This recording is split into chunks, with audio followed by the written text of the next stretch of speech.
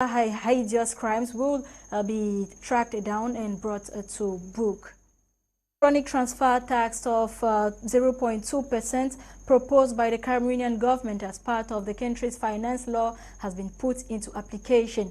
According to a publication from the Cameroon Tax Directorate, the 0.2% levy applies to all traceable monetary transactions.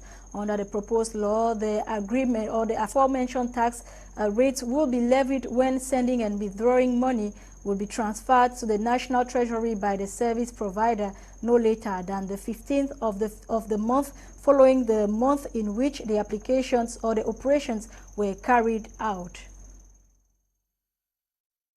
Onto something else, the Yaoundé Military Tribunal over the weekend sentenced some militants of Stand Up for Cameroon for their involvement in a peace protest that took place on September 18, 2020.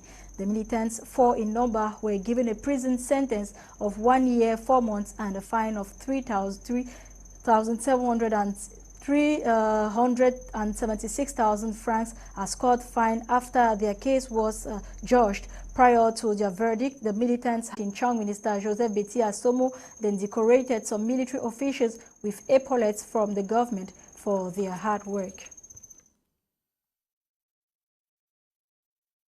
The Indomitable Lions have begun preparations ahead of the AFCON opening game.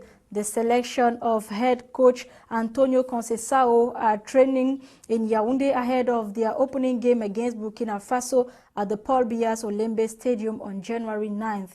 Relatively, the opponents of the Lions Day one game, Burkina Faso recently pulled a draw tie with Mauritania in a test match played in Abu Dhabi. The first test match of the Indomitable Lions is announced for next week against the Warriors of Zimbabwe.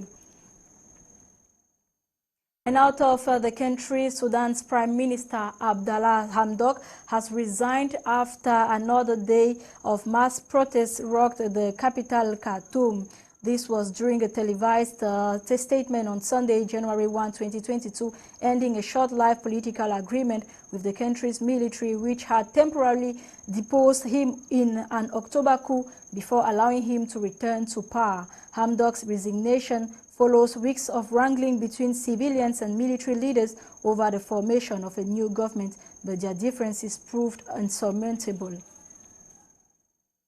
And in South Africa, the South African President Cyril Ramaphosa has vowed deep investigation into the cause of the fire incident at the South Africa's National Parliament complex in the southern city of Cape Town.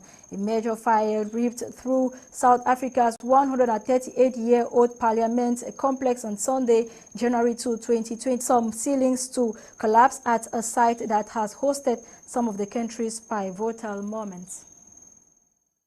That was it for today's edition of Prime Flash. Thanks for watching. You'll get details in our 6:30 p.m. Prime News with Fon Quinta. Coming up next is In the House with Eileen Sama and her ladies. Have a nice time.